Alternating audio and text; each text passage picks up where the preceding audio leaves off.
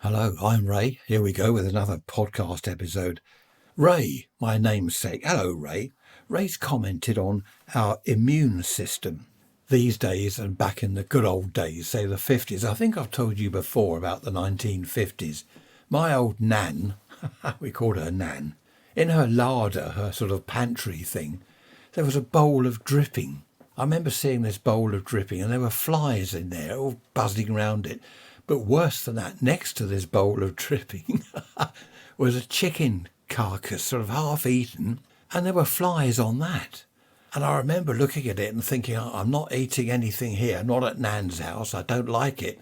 There was no sign of antibacterial wipes and antibacterial sprays and all this stuff. It just didn't exist. I suppose they had disinfectant back in those days. Dettol, wasn't it, disinfectant? But people didn't go sort of wiping down surfaces with disinfectant. I don't remember that. There were things like Vim and Ajax, which were for scrubbing things. I suppose they used that. But I don't know. There were no antibacterial things around back then. So, yeah, Ray is saying, is our immune system now weaker than it was back in the old days? You're probably right, Ray. I think we do need a certain amount of germs and bacteria and stuff, so our bodies can build up an immune thing against it. I remember my son years ago, I don't know how it came up, but he said our toilet seat is so clean you could eat your dinner off it. I said, okay, I don't really want to eat my dinner off it, but okay, the toilet seat, that's different. You want that clean. But everything is clean, isn't it? These days we live in such a sterile environment. I just wonder whether it's good for us really, or whether we do need a few germs and things.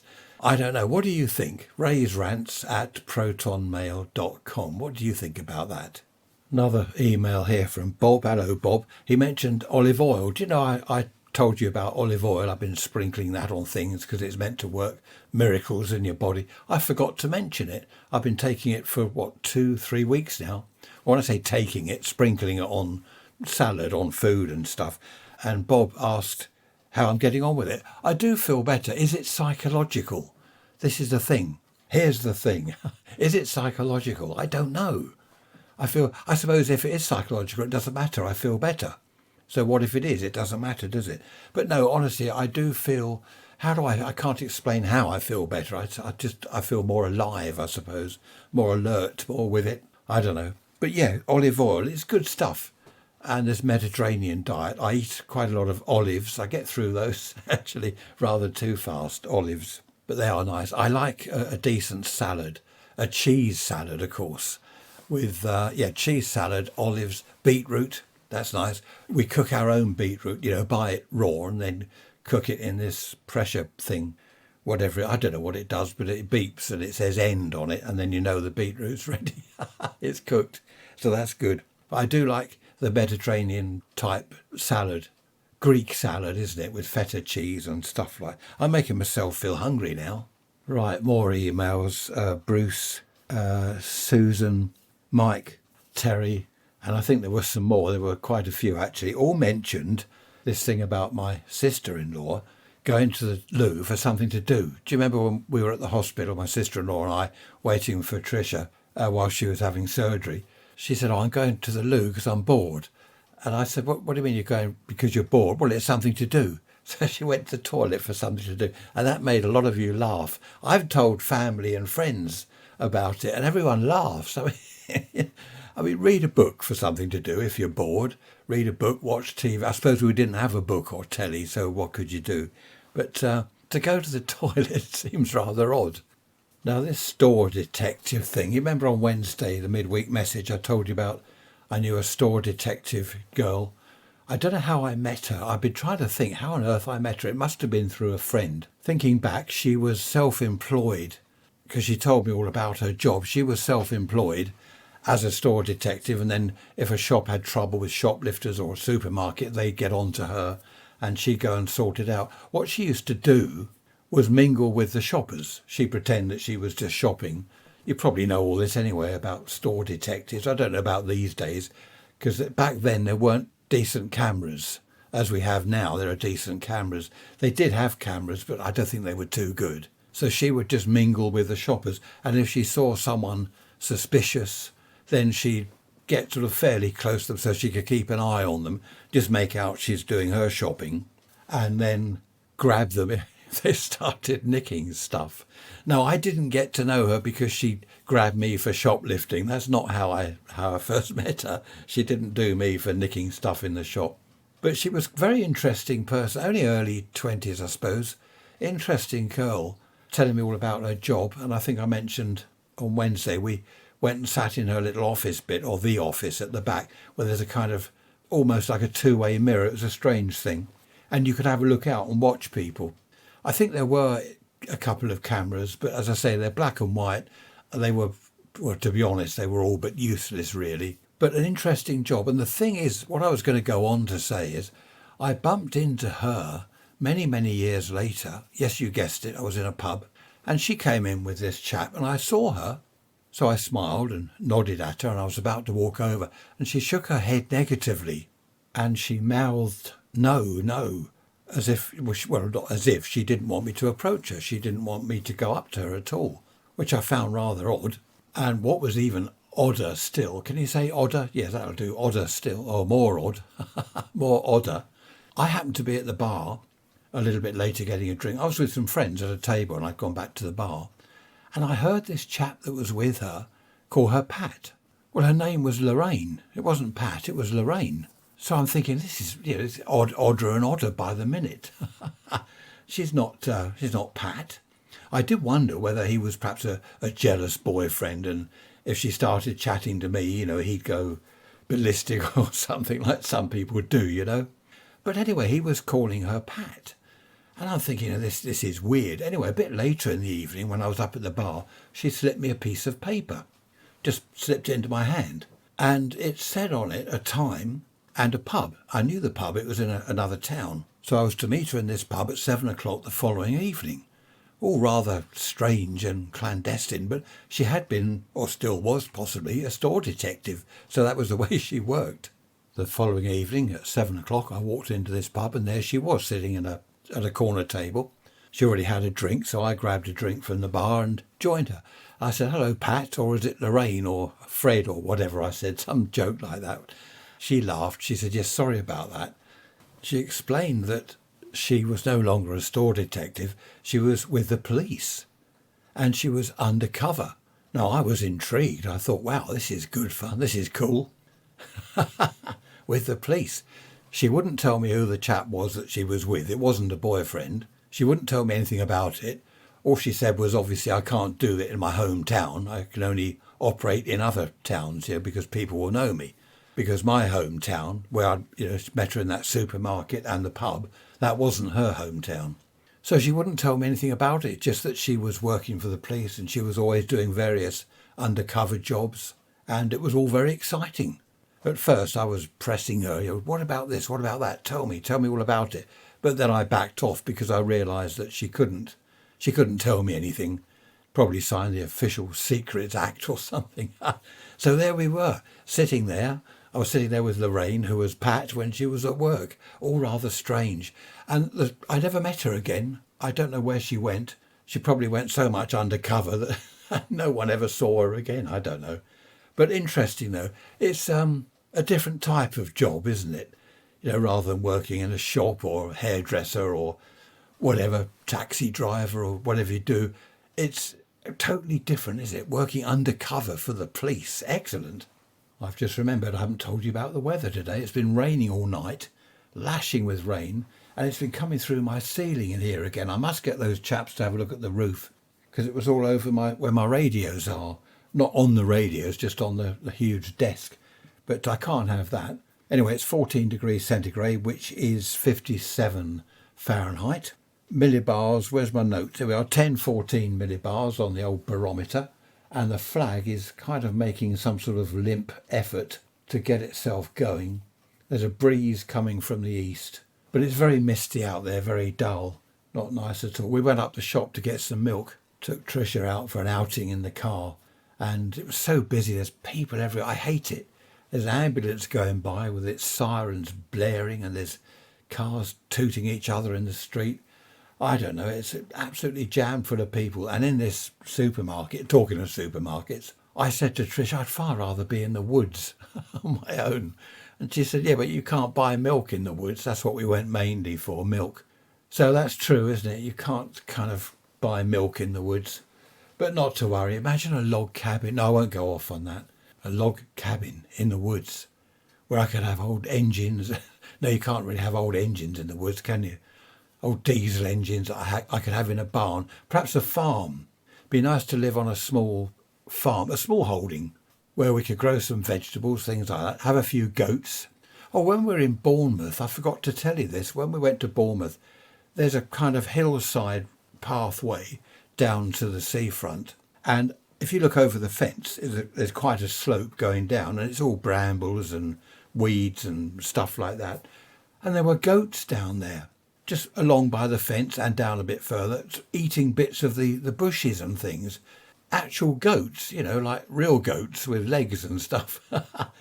And it was weird. A lot of people were stopping and looking at them, but it was most peculiar. I don't know where they actually live. They must have somewhere where they shelter at night. I don't know. But anyway, I just thought I'd mention that. I just had to pop round to the doctor, just a routine thing. The waiting room was empty, which is nice. I think they're spreading appointments out now to keep people apart because of COVID. And I sat there, empty waiting room. This woman came in, sat right next to me. Her chair was sort of almost touching mine, right next to me. And there's a huge empty waiting room. Why? I just looked at her and she's fiddling about with her baggage and stuff.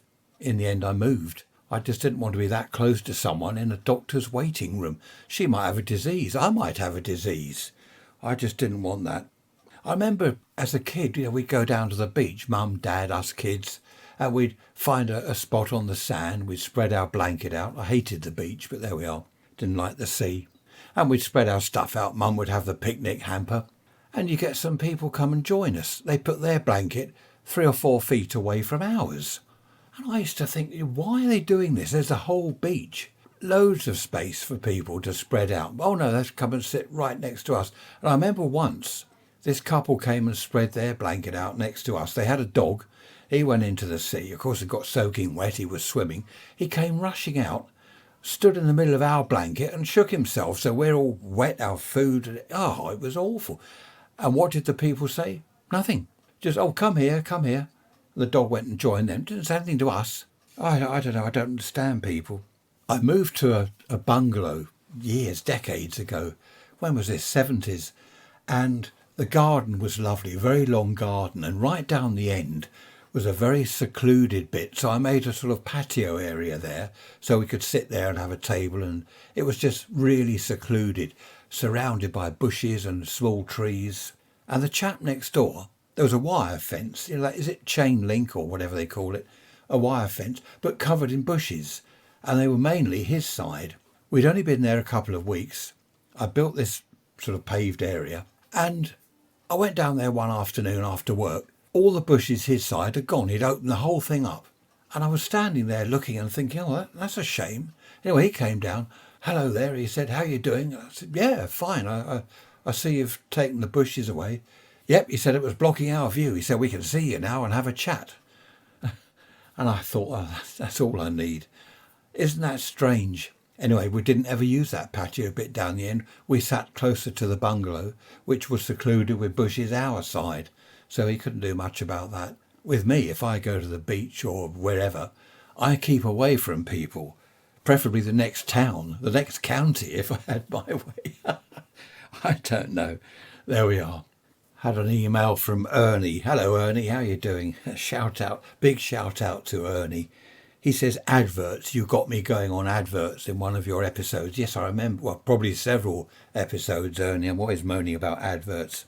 He said, I thought it was meant to be Ray's rants. He said, you don't actually rant, don't I? I'm not sure, Ernie. I thought I did rant, especially about adverts. Anyway, he's agreeing with me entirely about the length of adverts and how many there are, and you forget which programme it is that you're watching. The advert's on for so long, and sometimes I wonder, has the programme ended, or are we going back to it?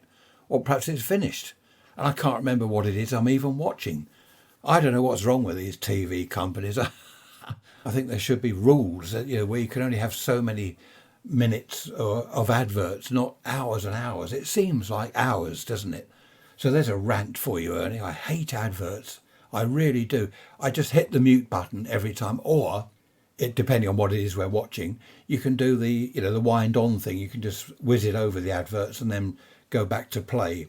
And I'll very often do that. And if it's a program that is not recorded, what we do is the program starts, so we pause it.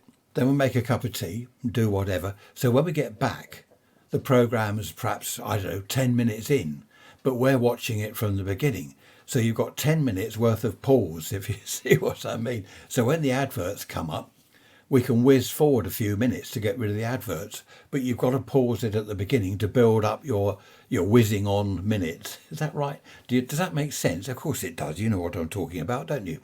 Anyway, rant over about adverts. Oh, and Ernie, I can't mention that other bit you put in your email about adverts. I know what you mean.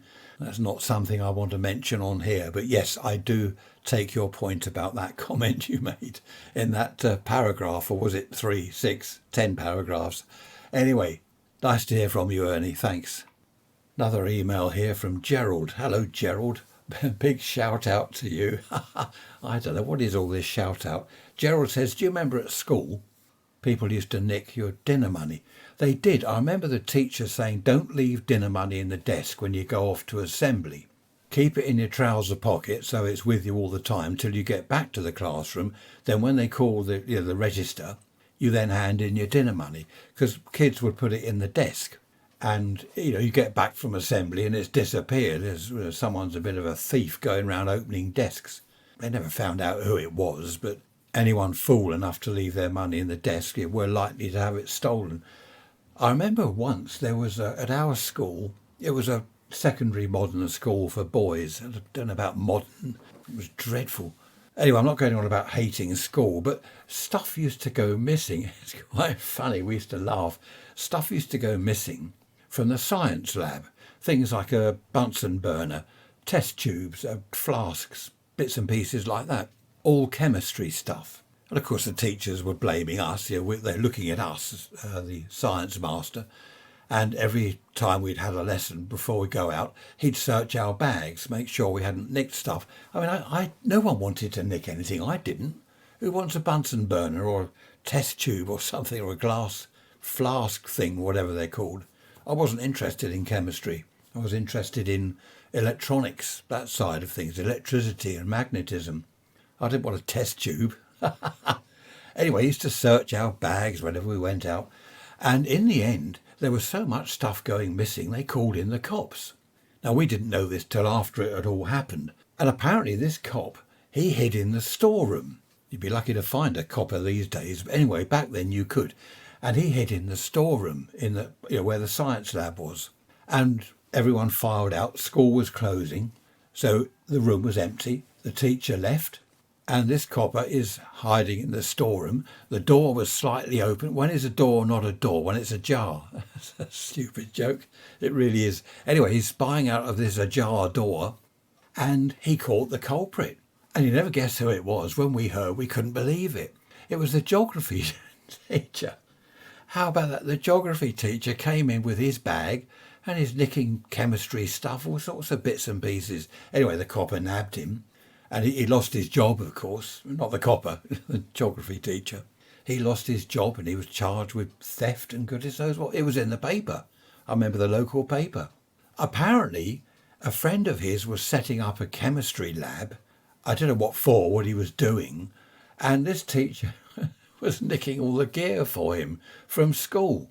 So there we are. And there they were blaming us kids, searching our bags, and it was one of their own, one of their teachers. Someone was asking me the other day, would I rather go to school as I did in the 50s and early 60s or these days? And I said, well, I don't know what school's like these days, And he said, well, you've seen the kids in the street wearing their trainers. You don't have to wear your polished black shoes. They don't have caps. They got all sorts of colourful bags. Most of them do have a uniform. They wear a uniform. And he said, you hear things about telly. You've got grandchildren. You've had your own kids at school. What do you think? And to be honest, although I hated school, I think I would rather go to school in the old days when I got caned. Now, it's not nice getting the cane, 6 of the best, but it was discipline. I played truant. That's bunking off school, if you don't know the word truant. I bunked off school every Friday afternoon. I think I've told you this before, but I shall tell you again anyway. Every Friday afternoon at 2:00 after the history lesson. She was a funny woman. The history teacher, Mrs. Nelson or Nielsen? She was weird. She was a nurse and she'd gone into teaching history. And she used to tell us about operations she'd been on. Oh, and about laying out people that had died. Supposed to be a history lesson. And she's telling us all about this people. Oh, I won't go into that now, but she told us things in graphic detail. How to lay out the dead. I mean, I told you it was an awful school. But I would rather be at school back in those days because there was discipline and there was respect. Well, respect for the teachers. Well, we showed respect to the teachers. We didn't respect them, but we were seen to respect them, if you see what I mean. So, yeah, I think I'd rather go back to those days. Oh, we talked about bullying as well. Kids get bullied at school these days. I mean, obviously it happened back in my day as well. And earlier, no doubt, there were always school bullies. But it was only at school. There was none of this online stuff. They couldn't get you on Facebook and Twitter and whatever. It was only at school. And that was only at playtime when we were in the playground, not in the classroom. If you're unlucky enough to have the bully actually in your class, he couldn't really do much during lessons. It was only, when playtime and lunchtime, of course. But, we did have bullies. I remember there was one kid, he was awful. He was always bullying people. He was a big, I was going to say fat. He was fat. This big fat kid. All he used to do with people was get them against the wall and lean on them with his weight, and hurt them like that. Only, the little kids. And one day there was a new kid at school, quite a tall chap and quite muscular. He was pretty fit. And this bully didn't lean on him, of course, but this tall chap saw what the bully was doing. And all he did was he took him to one side in the playground. I remember we were there watching this. And he said something to him, only a few words. And that bully didn't ever bully anyone again. And we used to say, what did he say? What did that chap say? He wouldn't tell us. We asked him, what did you say? He wouldn't tell us. He obviously threatened him. But he sorted the bully out. And I thought that was brilliant. Of course, I became mates with him. It's nice to have him on your side, isn't it? I was also talking to someone the other day about tortoises. Did you have a tortoise? Back in the old days, everyone had a tortoise, didn't they? And a lot of them didn't survive hibernation because people didn't know how to look after them properly. Ours, we're trying to keep him awake. Gary, his name is Gary. We're trying to keep him awake as long as possible. He's in a warm place and we get him out in the garden. If there's a bit of sunshine, we get him into the garden walking around because we don't want him hibernating too early. Last year, he hibernated very early and was it January, February? He was awake. The spring's here, he was saying, let me out. And the spring wasn't here at all. It was winter and it was really cold. And we had to have him in the house. We had to make an area in the house for him, which was a bit orcs, as my granddaughter would say. So yes, tortoises. Back then, a lot of people had pets, didn't they? They had rabbits in a small hutch and the rabbits were never allowed out. This is what we were chatting about the other day, this friend of mine. These poor rabbits, they're in this hutch. And they're not allowed out. They very rarely went out into the garden because they probably run off or hop off or whatever they do. So, I don't think it's a good idea to have these pets these days unless you know what you're doing. What is it? Our middle daughter, she's got what I call an Aristotle. I know that's the wrong word. It's not an Aristotle. But that's the only word I can remember. It's a fish type thing and it eats worms. She feeds it worms. I don't know. It's weird. Is it kind of amphibious? I don't know what it is. It's a strange thing, but she loves it and the kids love it. So, so I suppose that's all right. And it seems happy. That's something else kids had back in the 50s and 60s. They all had a goldfish in a bowl. That must have been awful for the fish in a small round bowl like that. It must have been dreadful. I think back then people didn't realise just how awful it was for some of the pets. I don't mean dogs and cats, but some of the other pets like the tortoise, the rabbit, the goldfish stuck in a small bowl. So things have changed quite a lot these days in respect to looking after animals anyway. I think to buy a tortoise, am I right, you have to have a licence now? I mean, we've had ours for years, so we don't, we haven't got a licence as such, but I don't think you can go and buy or sell a tortoise now without some kind of licence thing. I'm not sure. That's something else I must have a look into.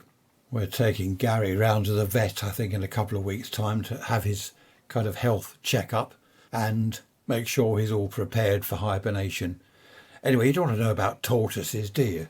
What about the weather? It's the next day now. Where are we? It's the 14th now. It's Friday. And the weather is dull and it's about the same temperature as yesterday. A little bit of wind from the west. It's just dull. It's not too cold. It's just grey and dull and gloomy and awful. Us Brits, that's all we talk about, isn't it? The weather. I know you lot listening abroad, wherever you are, America, Australia, you're probably laughing at that because we do. We're known the world over for going on and on and on about the weather. I don't know why that is. It's strange, isn't it? Now, here's the thing. I was in a pub. Yes, I know another pub. Now, this is decades ago. Was it late 60s, I think, early 70s? And I was sitting on a bar stool at the bar, as you do. That's where the bar stools are. And I was having a chat and a beer with a friend of mine. And he said to me, that chap over there, he said, don't look, but that chap over there is watching us. So I didn't turn and look, but I did. Just out of the corner of my eye, I could see someone sitting at a table, this chap on his own. And I said, well, I don't suppose he's watching us. He's just looking round the pub. And he said, no, where I'm sitting, I can see him properly and he keeps looking at us. And I just said, well, ignore him. He's probably just looking at everyone. I wouldn't worry about it too much. Ignore him. So we're chatting away and we're finishing our beer. And he said, look, I don't like this. He is definitely watching us. Let's go to another pub. So I didn't really want to, but I said, okay, yeah, if we have to. There was another one just, not too far away, just 100 yards down the road. So we walked up to this other pub, went in there, sat at the bar in there. It was early evening, so the pubs weren't busy. We got a stall each at the bar, had our beer. And, to my amazement, this chap walked in. And he got a half a pint of something and went and sat down at a table and was watching us. So I said to this friend of mine, I said, yeah, you're right. He's not only watching us, he's following us. So he said, okay, here's the plan. This is what we're going to do. You walk out of the pub, finish your beer and walk out of the pub, and I'll stay here. And I said, well, what's that going to do? And he said, well, if he stays here, he's watching me. If he follows you, he's watching you. I said, right, okay, I get it. So I finished my beer and I went out of the pub down to the other one down the road. Because I said, when it's all over, we'll kind of meet back there. So I went to the one down the road and the chap didn't follow me. So about 20 minutes later, this friend of mine walked in and we sat on the stools at the bar where we were originally. And this chap walked in and went and sat at his table and was watching us. It was quite disconcerting, actually. I didn't like it at all, neither did this friend of mine. We didn't like that. So as it was obvious we were being watched, this friend of mine said, I'm going to get a taxi home. And he said to the barman, could you get me a cab? Because I think he was a bit worried. I don't know what was on his mind. He didn't say too much to me, but he just said, I'm not going to walk home because he'll follow me. I'll get a cab. And this chap that was sitting down, he came across and he said, oh, which way are you going? I'll give you a lift. And I thought, no, I wouldn't do that if I were you. Anyway, my friend said, oh, I'm going, I forget which way he was going, but he said, I'm going that way. And this chap said, oh, so am I. I'll give you a lift. All rather odd. Anyway, off they went. I thought it was a bad idea, but a bit of a long story. So to cut it short, next time I saw this friend of mine, I said, what happened? He said, well, he was trying to find out where I lived. So I took him completely the wrong way and got him to drop me off outside a house that was nowhere near where I live. And he said the chap drove off up the road and stopped because he watched him. And this friend of mine nipped into a garden and hid behind a bush. And this chap walked back. And he was looking at the houses. Now, he wasn't sure which one, my friend had gone into, but after a few minutes, he was just looking at the houses, and then he went back to his car and drove off, at which time my friend then walked home, which was quite a distance because he'd led the chap, miles off course sort of thing. We were in the pub again a few days later, yes, in the same pub again, having another beer, and this chap walked in. So my friend walked straight up to him as he came in and said, okay, what's going on? You're following me, you're trying to find out where I live. Who are you? What are you doing? He was a private detective, At first he was, oh, no, nothing. And I joined in. I said, come on, you followed us to the other pub. You followed us back here. You offered him a lift home. You got out of your car. You're walking around looking at the houses. And he did admit, he said, well, actually, yeah, I'm a private detective. And I was just following you on instructions. He didn't talk like that. So my friend said, well, instructions from who? You know, what's it all about? And he said, well, your wife. And my friend said, I'm not married. Who is it you're after?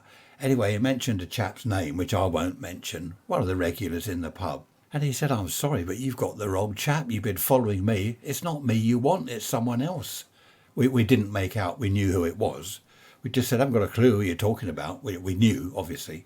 And this chap was going on, I'm so sorry, let me buy you both a drink. I'm so sorry.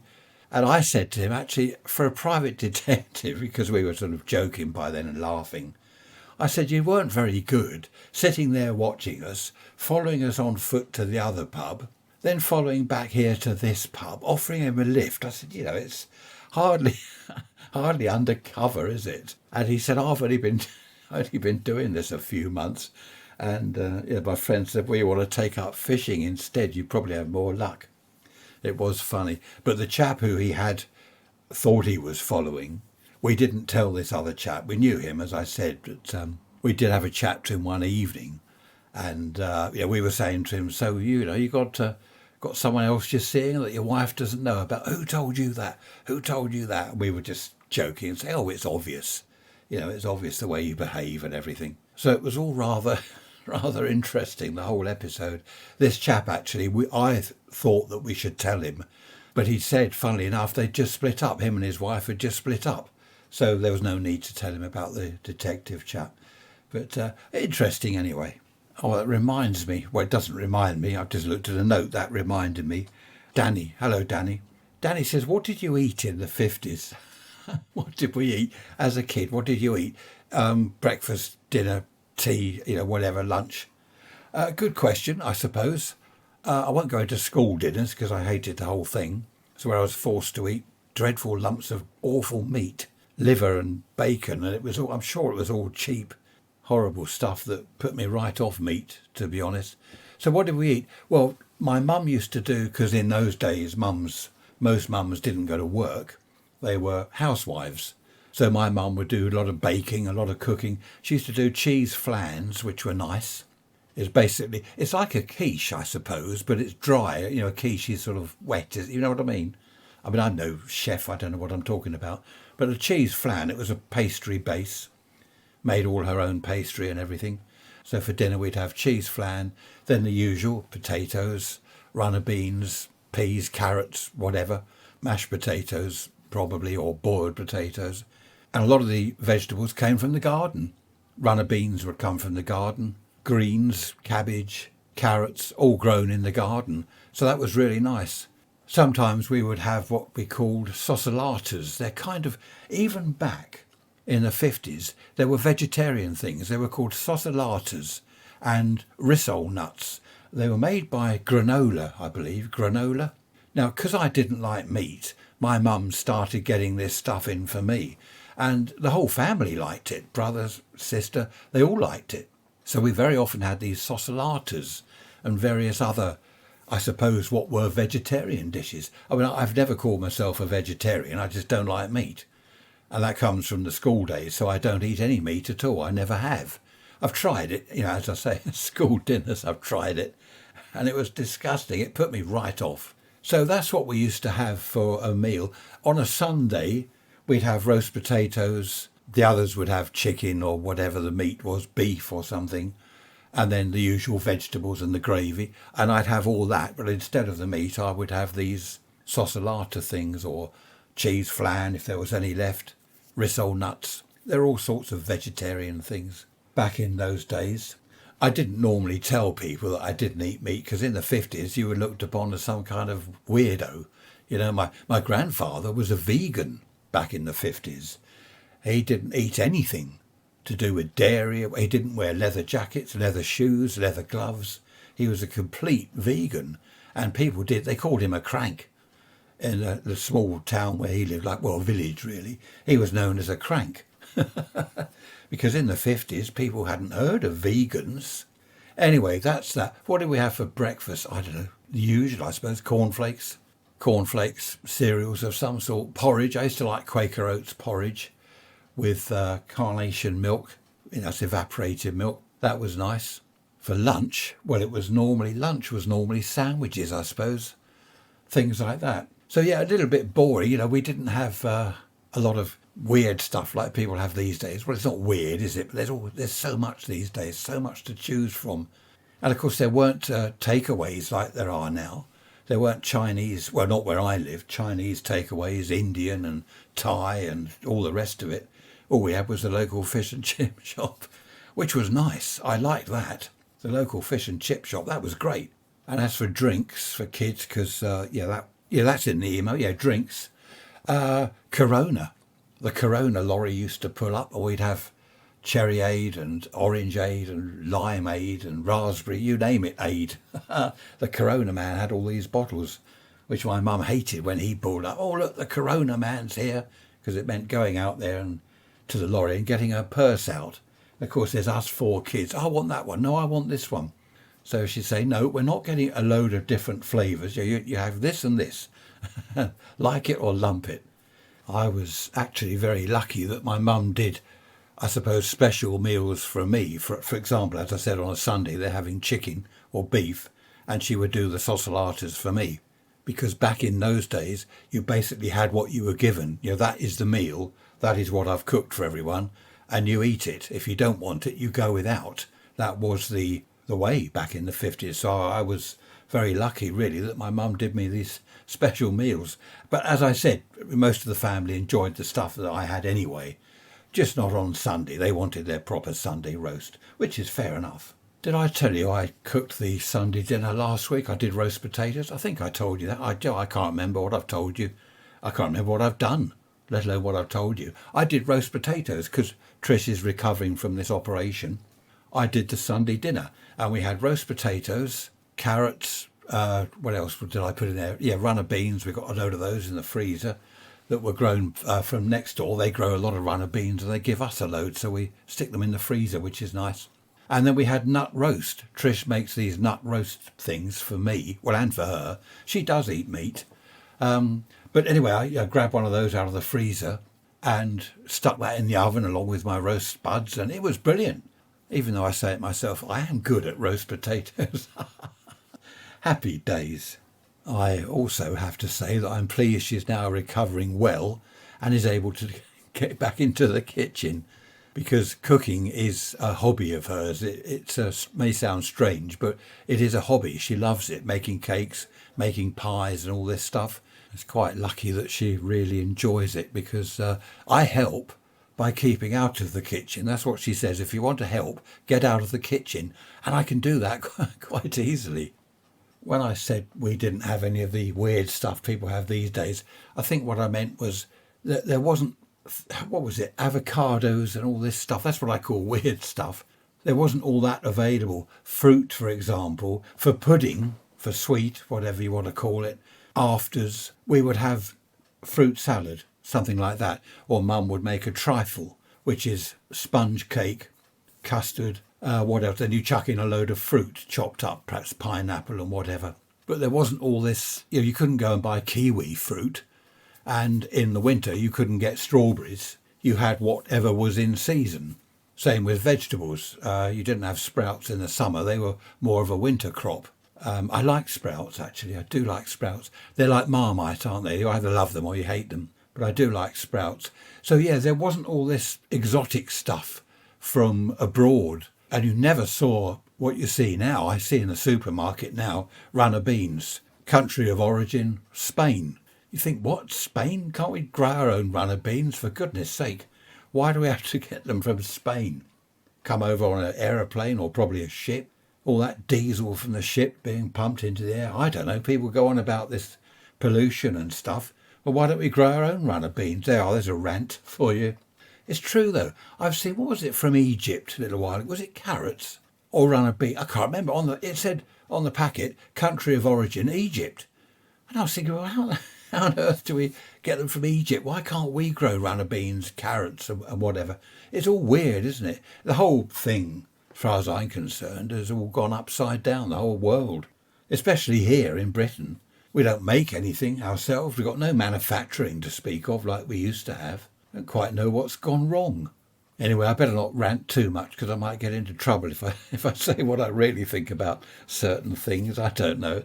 There goes a car. It's really sunny, and where are we today? It's Saturday now. The days are whizzing by. And I haven't heard one aeroplane this morning, which is odd. It's sunny. The wind is quite strong from the west. Beautiful blue sky. No aeroplanes. Normally at the weekends, the pilots all rush over to Shoreham Airport, jump in their planes, and they're whizzing around the place, making a noise when I'm trying to record my podcast episode. But nothing today. Rather odd. Have I moaned about the number of cars on the road in this episode? I think I have, haven't I? We took number 3 daughter over to Lancing, just between Lancing and Shoreham. She wanted a lift over there just to be dropped off, that was all, not brought back or anything. To pick her up, which was on the way, to drop her off over there and come back here, 1 hour. That should have taken 15, 20 minutes at the most, an hour. There are so many roadworks. Do you have that where you live? Do you have roadworks? Why do they keep digging up the road? Wherever we go, they're digging up the road. I don't know what they're doing. And of course, they've got temporary traffic lights, which are always red. Queues of traffic, miles and miles, well, a few hundred yards of traffic. It's just awful. I'm not doing these local short trips for people anymore. I said to number 3 daughter, I said, I'm not doing this again. It took ages to get there, over half an hour to get there, a bit quicker coming back. And I said, in future, you can hop on a bus, because the bus goes right the way along the seafront. And of course, it's not only the time. It doesn't matter too much about the time. It's the petrol. Sitting there with the engine running in the queue. I do turn the engine off if the queue is just sort of, if it's gridlocked and we're going to be there for some time, I'll turn the engine off. But not at traffic lights and things like that. But yeah, the cost of petrol and all the hassle of the whole thing. As I keep saying, too many people, too many cars, too many everything. There we are, there's another rant. Now, I don't do politics, I know. Our Prime Minister has just sacked the Chancellor of the Exchequer. He's only been in the job, what was it, 30-something days? And she's sacked him. I don't know what's going on. Saw my mum this morning, and she said, that Liz Truss, she starts going on about that. And I said, I'm not interested. I don't listen to any of it. I don't want to know. I don't anymore. I used to follow politics a little bit, but I can't be bothered with it now. It's not so much bad news. It's a farce. It's just become a joke. I think the UK around the world now, people are just laughing at us. You know, we get rid of one prime minister, we get another one, and then I don't know. My mum said this morning, I wish I was young again. And I said, I don't. Young again? Imagine being in my teens now. What on earth have I got to look forward to? Good grief. Stone the rooks. I thought I'd change it. The Crows have had enough stoning. Talking of driving, I used to like the old cars. The cars in the 50s, especially the 60s. They were lovely. The Ford Cortina, do you remember those? Triumph Herald, brother-in-law had one of those. I didn't like the Triumph Herald too much. The Morris 1000, Moggy Minor, Austin A35, brother-in-law had one of those as well. I had an MG Magnet, the Farina style, that was nice. I had a 1954 Hillman Minx. I also had a Morris 1000 Traveller. That was like a car with doors at the back and a wooden framework. Do you remember those? The Morris Traveller. Wooden framework, and the wood on the back of mine had all rotted. I mean, when they're new, it's all varnished, but someone had let it go. Presumably you have to rub down the woodwork like you did on the houses in the old days, the window frames, rub them down and paint them. You don't expect to have to do that on your car. So the wood had rotted and the back doors were falling off. I had to get bits of steel and drill holes in it and make kind of plates up to hold the back doors on. I must admit, I didn't like that car. I don't know why I bought that. A Ford Granada, that was nice. Ford Granada, big thing, 3-litre engine. Good grief. That was nice. They went well, the Ford Granadas. Coming back from Kent the other night from the hospital, when I brought Tricia home, country lanes, you've got the headlights on full and you have to dip them if there's oncoming traffic. In the old days, the dip switch was on the floor, just to the left of the clutch. So you got your left foot doing the main beam or the dipped headlights. It's now a stick thing on the dashboard. I hate it. I just hate it. I don't think there's anything I like about modern cars, except they do start every morning. You go out there, sun, snow, whatever weather, the thing will start within seconds. Whereas the old Hillman Minks I had, the 54 Hillman Minks, you'd go out there, pull the choke out, no, hang on, it'll go in a minute, battery's going down, and suddenly, vroom, oh, that's all right, I can go to work today after all. Yeah, they were good fun, the old cars. They had character. They were pretty heavy to drive, no power steering, no power assisted brakes, anything like that. If you had to stop quickly, you almost had to stand up, get out of the seat and stand on the brake to make the thing stop. And the steering, that really was a two-hand job. There's none of this whizzing round like they do, with your palm these days. There's a dog outside now. Hear that? If it's not aeroplanes, cars, motorbikes, it's dogs. We've got a railway near to us, but that's, when I say near to us, that's about 300 or 400 yards away. So I can't hear the trains. So yeah, back to the steering. As I say, no power steering. You couldn't do the palm of your hand bit and whiz it round. You had to get both hands on the wheel. And, especially if you're parking it. Right, I've got it onto full lock. Reverse a little bit. Now I've got to straighten up again. Oh dear. That's why the steering wheels were so big. The Morris Oxford that I had, that was a huge steering wheel, but it had to be because it was so difficult to turn. You never turn a little wheel. They were good fun. I like the old cars. Leather seats, wooden dashboard. I've gone on about this before. I won't go on about it again. It'd be like going on about liver and bacon at school again. When I said the dip switch is on the dashboard, it's not. It's a fool. It's on the steering column, isn't it? Along with the wipers, the lights, the indicator, everything's on the steering, all sticking out all over the steering wheel. Then there's buttons all over the wheel itself. I must admit, I don't know what the buttons do. I know the volume up and down for the radio, but there's all these other buttons all over the steering wheel. And the horn, the hooter thing, that's kind of the whole centre of the wheel. And you can't, the other day I just tried to go peep, peep to wave to someone. You can't. You either have to go brrr, blast everyone and frighten old ladies to death, or nothing. You can't do a little peep peep as it used to be. I don't know. I just hate all these new cars. People have said, why do you get an old car? You don't like new ones. Why do you get an old one? I would, but Trish doesn't want to. I'd get a Morris 1000. Brilliant. At the weekends, you just fiddle about with it. You clean the spark plugs, check the points, muck about with it, check the oil. They were good days. Having said that, I don't think I'd like to go to Kent and back in a Morris 1000. It is nice having a car that handles well and is, reasonably comfortable, I suppose. But apart from that, I don't like them. I just thought, do you remember the Monty Python sketch where he said, well, what have the Romans ever done for us? And someone said, well, they built the roads. Well, yeah, but apart from the roads, what have they ever done? The schools, they built schools. Yeah, okay, apart from the roads and the schools, what have they ever done for us? It's like the car, isn't it, when I'm talking about a modern car? Well, yeah, it starts every day, but apart from that, well, they handle well round corners. You can go pretty fast. Okay, yeah, well, apart from they start and they handle well around corners. Dear. No one will ever convince me I don't like modern cars, even the expensive ones. The other day I had a lift in a Land Rover. What is it? I don't know what it is. These big things. They're hybrid, they do electric and stuff. All very nice, but I don't know. It's not got the character that the older cars had. Do you remember the big old Jaguars? Good grief, they were fun. My father had one of those. Was it a Mark IV?